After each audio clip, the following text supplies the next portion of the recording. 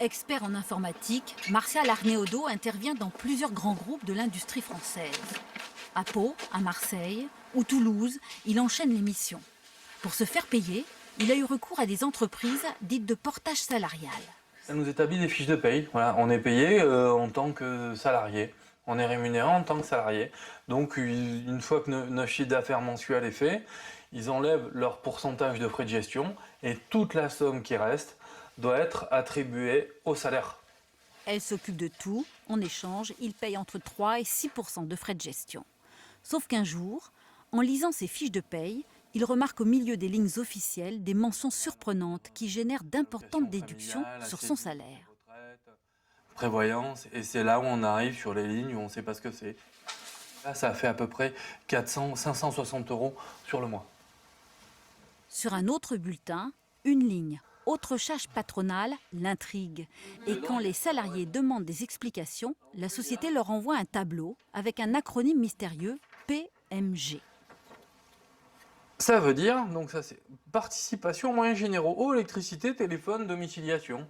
Eh ben 190 € par mois ou 150 € par mois, ça commence à piquer quoi.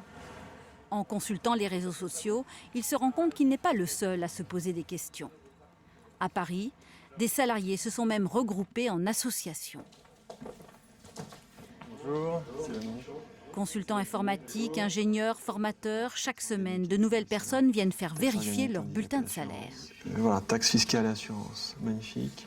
Et puis on a... c'est le pompon, le plus imaginatif. Hein, autre charge patronale. Ça fait 400, là on a 467 € de autre charge patronale. Ça fait près de 10 ans que je travaille en portage salarial là, maintenant. La totalité de mon préjudice, je l'estime à près de 27 000 €. En France, des dizaines de sociétés de portage établiraient ainsi des fiches de paye comportant des mentions et des taux fantaisistes. Ces fiches de paye, le président des experts comptables de justice et cette spécialiste les ont étudiées pour nous. Pour moi, ce sont des lignes qui sont fictives, quoi. Enfin, en tout cas, c'est pour moi des taux fictifs, quoi. Dans un premier temps, ça ne doit pas apparaître sur un bulletin de paye. Et dans un second temps, je ne comprends pas pourquoi ces taux ont été augmentés. Ça veut dire quoi? Peut-être que derrière, je ne pourrais pas vous dire exactement, mais est-ce qu'il n'y aurait pas éventuellement un enrichissement sur ce type de taux, quoi? Des soupçons confirmés par des témoignages à l'intérieur même des sociétés de portage. Cette contrôleuse de gestion a accepté de nous parler, visage caché.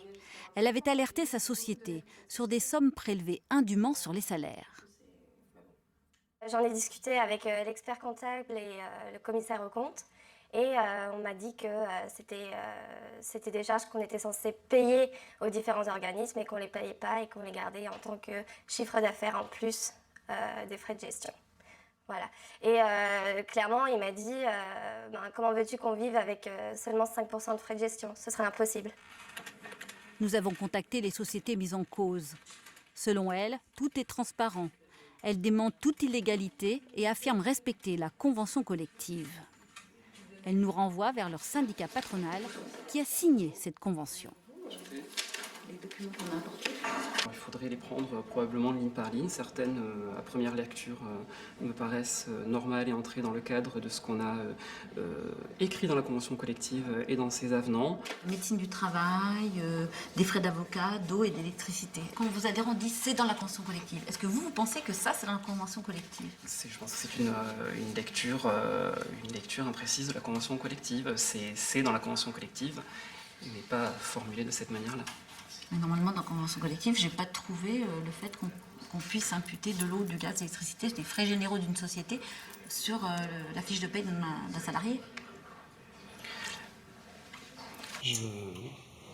Les salariés, eux, attendent des réponses et se tournent vers la justice. 15 plaintes ont été déposées, plusieurs enquêtes préliminaires sont en cours à Paris, Nanterre, Toulouse et Bordeaux.